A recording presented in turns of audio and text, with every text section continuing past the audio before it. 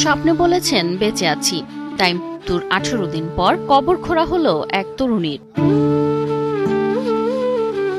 কেবল তাই নয়, কবর থেকে নাকি সুগন্ধি বের হচ্ছে, যা ঘিরে এলাকায় সৃষ্টি হয়েছে ব্যাপক চাঞ্চল্য।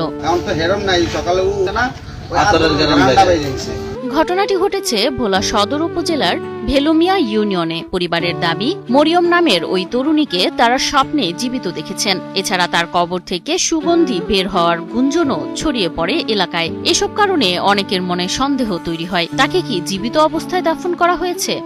ওটা তো নতুন কবর, ওটার উপরে কাগজ দেওয়া আছে, তাহলে পানি তো পড়ে না, কবরটা ভেঙে গেছে নিচে দিয়ে। জানা যায়, অসুস্থতার কারণে পবিত্র ঈদুল আজহার দিন হঠাৎ করে মারা যান মরিয়ম। ঈদের নামাজ শেষে ঈদের দিনই তাকে পারিবারিক কবরস্থানে দাফন করা হয়। এরপর কয়েকদিন ধরে তার কবরটিকে ঘিরে মানুষের কৌতূহল সৃষ্টি হয় এবং অনেকেই বলতে থাকে কবর থেকে সুগন্ধি বের হচ্ছে, আর এইতেই চাঞ্চল্য ছড়িয়ে পড়ে পুরো এলাকায়।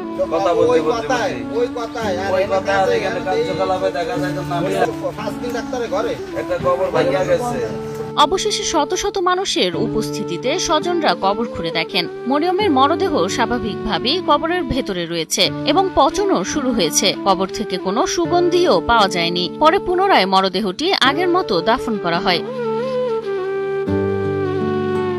স্থানীয়দের ভাষ্য মতে, গুজব ও স্বপ্নের ব্যাখ্যা থেকেই এ ঘটনার সূত্রপাত। আর কবর খোঁড়ার পর সব ধরনের জল্পনা কল্পনার অবসান হয়েছে।